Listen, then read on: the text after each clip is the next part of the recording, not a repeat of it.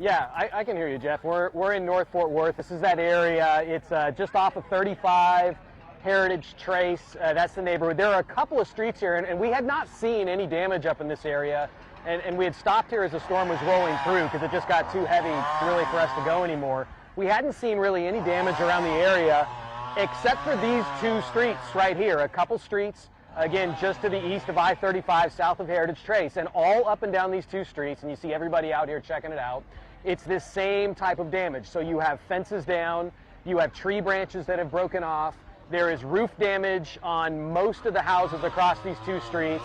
It's mostly shingles that have been ripped off, and you can see all of those right now laying in the streets, and people are out here picking them up. It does not look like there's anything that is structural damage to any of these houses. It's mostly just the roof and the shingles that have peeled off and the tree damage. So you have Fort Worth Fire Department right over here. Obviously you can hear the chainsaws.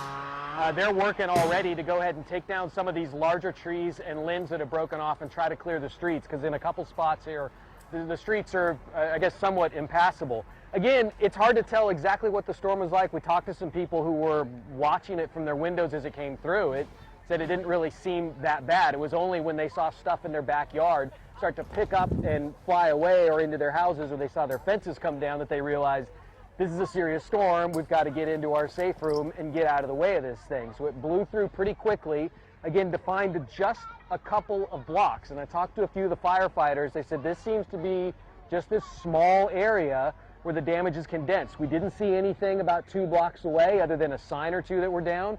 We haven't seen anything to the north or the south, just kind of in this little stretch. So I don't know what that signifies to you as far as if this was the straight line winds that you were talking about earlier, or if maybe there was some sort of rotation, but I'm sure the National Weather Service, when they come out later, will try to figure that out. So they're starting to go ahead and get the cleanup. Again, it doesn't look like there's anything significant structurally to any of the houses out here, but it is a big mess, at least in these 2 blocks.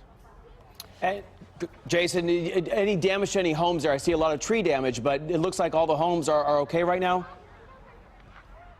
Yeah, and I'm trying to move around so I can show you. Russ, see if you can get in just above the fence line, and you can see some of the shingle damage that's up there on the top of that roof. And you can kind of see it on the edges. And what's interesting is it's not just on one pitch of the roof. We're seeing that on all the different pitches of the roofs.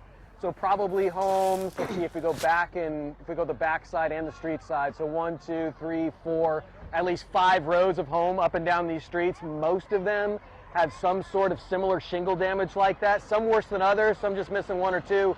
Some have been stripped bare that we saw on this other street down to the plywood, and there's a pretty good amount of roof damage.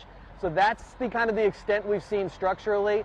Some people have had some things that have been thrown up out of their backyards and onto their porch areas. And so I'm sure they'll be looking to see if any of that caused damage, but nothing major. We haven't seen any walls down or windows broken outside of maybe a tree branch or 2 falling on some windows or things like that.